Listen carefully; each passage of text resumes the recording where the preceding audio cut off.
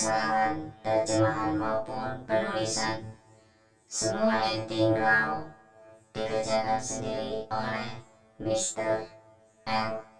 Mumun asisten Mimin yang suaranya cempreng kayak kaleng tapi bukan kaleng hadir lagi. Bacain light novel Apoteosis chapter 1368 dengan judul Kesalahan Ular Tank. Pada saat getaran ular-ular, riak-riak kecil itu ditenun menjadi skala ular dengan lingkaran cahaya. Sisik ular ini terus muncul, dan akhirnya ular bertanduk tunggal diuraikan. Ular ini adalah ular tanduk. Ular itu memiliki dua sayap di punggungnya, satu tanduk di depan dahi, dan warna kemerahan. Legenda mengatakan bahwa ketika tanduk satu ini benar-benar terkelupas, naga itu dapat berbalik. Legenda mengatakan bahwa tidak ada naga di dunia. Naga pertama di dunia ini adalah ular. Ular kepala ini bergegas dengan sendirinya, dan Hua Tianming tidak bisa mengendalikannya. Pada saat ini, ular itu masih hanya 2 kaki panjangnya, dan sayap di belakangnya tiba-tiba terbuka. Tubuh ular besar itu langsung menuju Luo Zeng. Itu tidak memiliki banyak minat pada Luo Zeng, dan ular itu awalnya suka menelan senjata para dewa. Harta karun Hong Meng, itu adalah yang paling favorit. Kekacauan juga lezat, kata Mimin. Ular tanduk ini seperti Xiao Hei anjingnya Xiao Chen komik Shen Wu Tianzun. Suka makan harta karun. Asal jangan makan harta koruptor. Haha, lanjut. Namun, jika itu adalah ular hidup, berbahaya untuk melahap kekacauan. Setelah semua, gas kacau adalah ancaman mematikan bagi mereka. Namun, ular tank ini sudah bergabung dengan pedang tank Snake. Itu adalah roh. Tapi tidak ada kekhawatiran seperti itu. Kecepatan lari ular ini sangat cepat menghadapi keempat pedang Luo Zeng. Tapi lihatlah untuk melarikan ekor kecil dengan lembut. Keempat pedang emas akan runtuh dalam sekejap. Ketika Luo Zeng tidak bereaksi, dia merasa bayangan ular itu bergoyang di depan matanya sendiri, dan kemudian tangannya tenggelam dan ringan. Badai petir dan pedang telah menghilang. Matanya mengikuti. Tapi dia melihat bahwa mulut Tengzi sepanjang 2 kaki membawa badai dan pedang suci sendiri. Tapi dia tiba-tiba mengangkat kepala ular dan melemparkan pedang itu tinggi-tinggi. Pedang badai petir suci bergoyang di udara, dan menikam ke bawah. Ular itu membuka mulut dan menelan pedang itu. Hua, hua, ular-ular menjerit 2 kali di tepi papan catur. Tubuh ular terus berjongkok, dan dalam sekejap, tidak memasuki pedang ular suci Hua Tianming. Kecepatan ini adalah hal yang nyata tanpa jejak. Para dewa di alam semesta melihat ular kecil ini. Kurang lebih di mata mereka menunjukkan warna kecemburuan. Ketika Hua Tianming memamerkan harta besar pedang ular tank, itu sudah menarik banyak orang. Orang-orang dari 4 keluarga besar, tentu saja, ingin memperkenalkan Hua Tianming ke pintu mereka sendiri, untuk mengkonsolidasikan masa depan keluarga mereka. Tapi ide orang lain berbeda. Beberapa orang telah melihat bahwa kemungkinan nasib Hua Tianming ini sebagian besar terkait dengan pedang. Itu jelas merupakan harta di luar monumen roh, dan harta ini jarang ada di alam semesta daripada artefak agung. Namun, ular ini tidak terlalu besar, dan momentumnya tidak kuat. Banyak prajurit berpangkat rendah tidak merasakan apa-apa. Tapi di mata para dewa, ular ini memiliki pencegah yang tidak terlihat, yang tampaknya memiliki ancaman fatal bagi para dewa ini.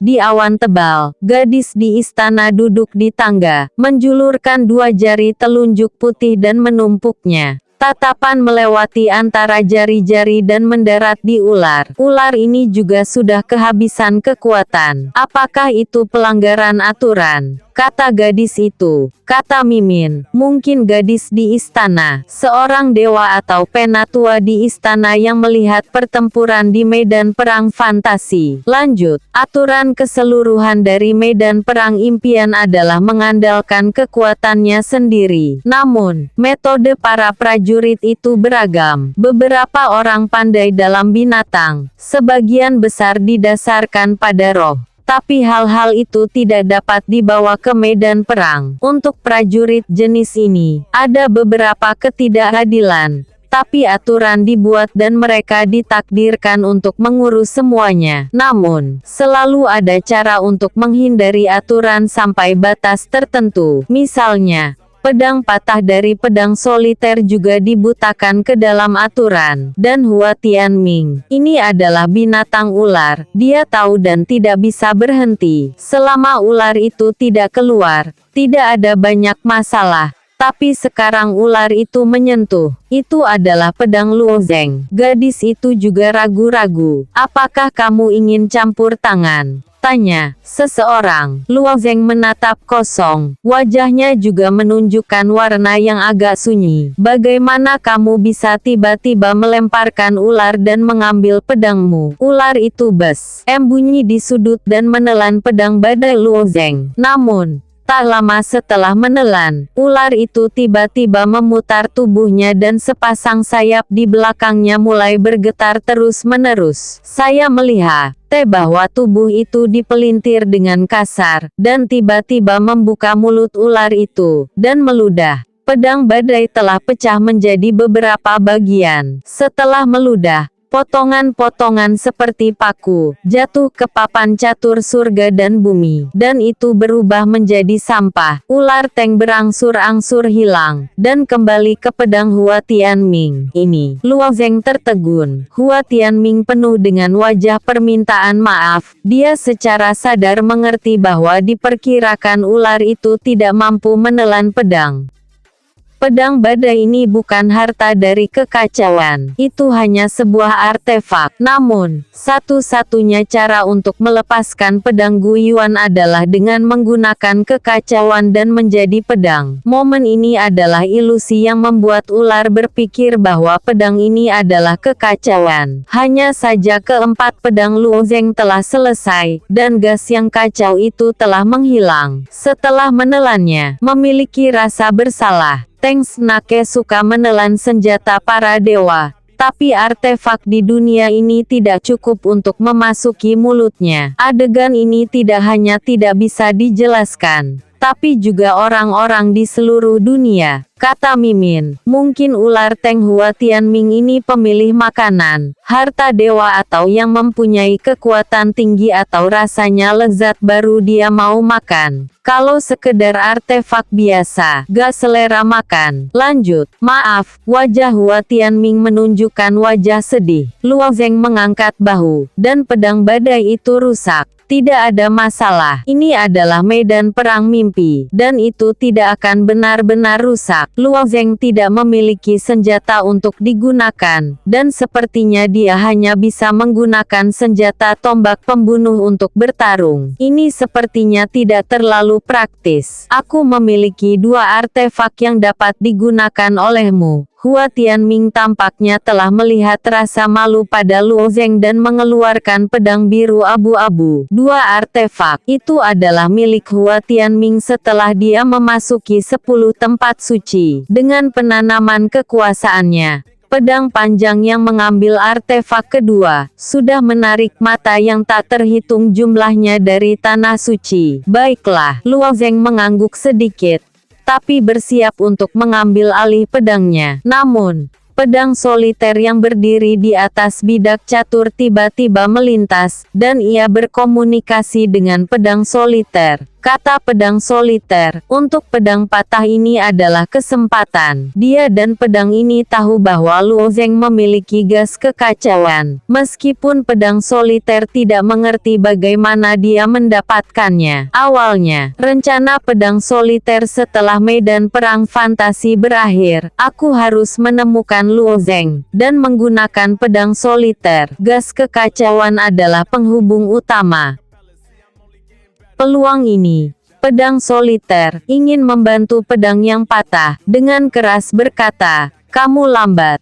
Luo Zeng mendongak. "Jadi pertandingan kunci, artefak terlalu tidak adil," kata pedang soliter itu. Dia tersenyum, dan mengangkat pedang di tangannya, melemparkannya langsung ke arah Luo Zeng. Pedang yang tiba-tiba menembak ke arah Luo Zeng, dan menghantam papan di sisi-sisi Luo Zeng. Meskipun pedang ini patah berkeping-keping, ada ketahanan yang kuat yang terungkap. Luo Zeng juga tahu kalau pedang ini luar biasa. Jika kamu meminjam pedang soliter, itu adalah kombinasi. Namun, pedang ini baru saja dimasukkan ke papan catur, dan pedang Teng Jian Tiansen atau pedang ular Teng sudah mulai bergetar lagi. Ular ini tampaknya mencium rasa lezat yang paling menggoda, dan harus keluar dari pedang Hua Tianming. Kali ini, Hua Tian tidak senang. Di bawah tangan, itu ditekan dengan ibu jari di depan pedang ular. Seberapa tajam pedangnya, darah muncul di ibu jari Hua Tianming. Kemudian ia menggunakan ibu jarinya untuk menulis pena, dan ia mengikuti pedang-pedang ular dan bertempur melawannya. Setelah menggambar segel berdarah, kejutan dari ular itu berhenti. Tidak mengherankan bahwa ketika saya mengambil pedang ini, saya akan memberikan segel darah. Ular ini tidak berhenti. Pada saat ini, Hua Tianming terus tersenyum pada Luo Zeng. "Jika kamu berubah, dapat memanfaatkan ular Teng untuk menelan pedang dan memenangkan pertempuran. Bahkan jika dia adalah lawan yang normal, dia tidak akan melakukan ini, apalagi dengan Luo Zeng."